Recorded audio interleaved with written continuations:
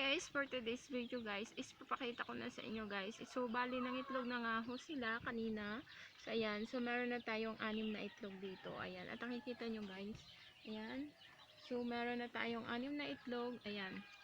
So, buti na lang nauna yung malaki kasi hindi na nabasag yung isa. So, meron tayong ibang inahin na hindi dito na itlog. Kaya kukunin natin dun sa ibang pugad.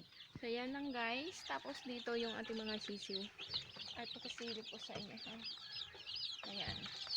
Always check the chicken. Ayan.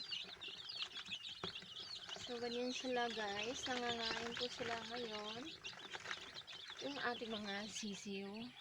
So, ayan lang guys for today's video. Ay, meron na tayo ditong 6.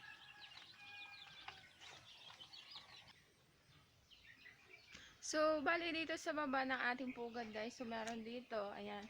So, dito kasi naglimlim yung ating isang inahin. Ayan, meron na siya. Naglimlim na po siya. So, marunong talagang maglimlim yung ating mga inahin guys. Kaso yung malalaki kasing dibdib, sayang lang, nababasag yung ibang itlog.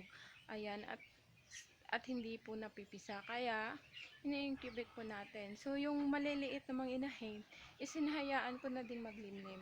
So, dito may isa pa dito. Ayan. So, bali ngayong araw ay meron tayong 7 itlog na makokolekta. Yun lang guys for today's video. Maraming salamat po. Please like and share na din po. Maraming salamat po at na-appreciate ko po yun. Thank you guys. Babush!